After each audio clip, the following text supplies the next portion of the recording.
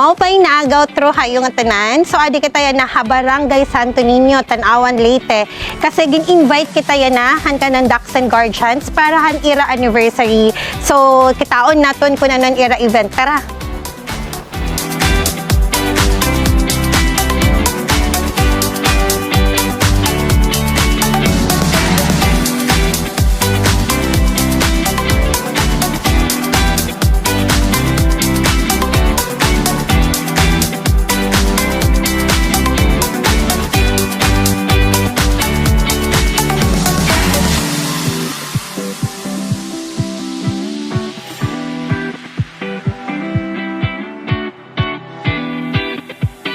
So, yan na, di makikita nato ni Tera Tarpaulin. So, ika-3rd anniversary ngayon.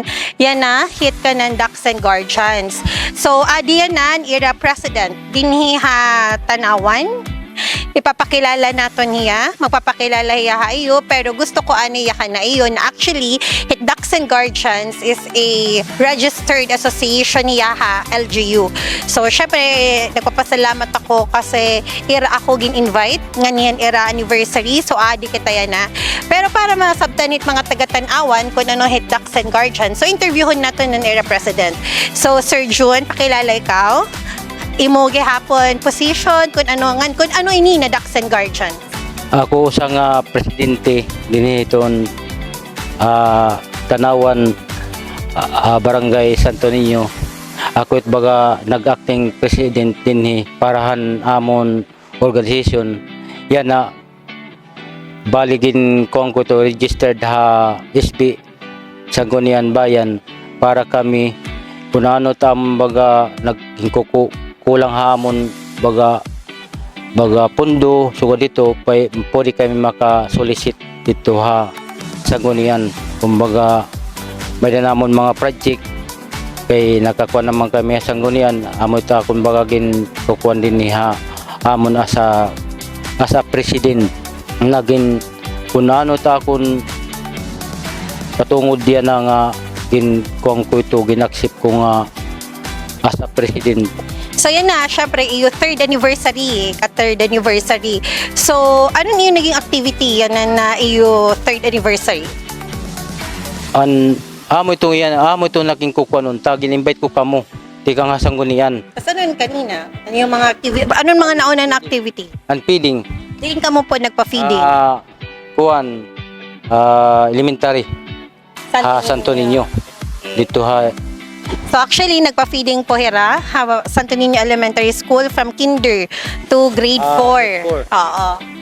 Tapos after ito, ni hira yan kasi may pangaon ka mo din ha, gym, yung covered court. Kasi kanin anniversary.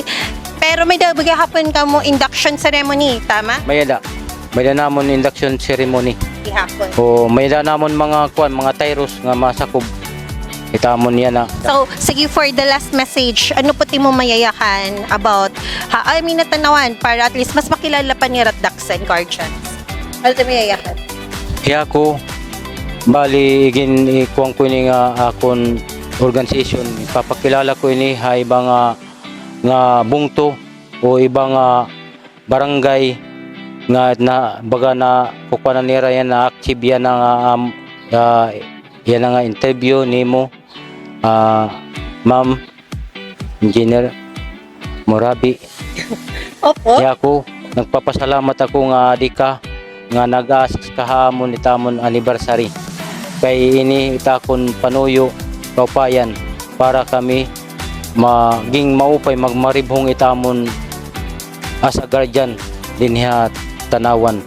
Kaya mo takon panuyuan kaupayan kaya mo malit gin kuang ko ini ha SB gin registered kay kun ano ta akon panuyuan hit akon organization panuyuan hit mga project na pwede ako hayo dumangop.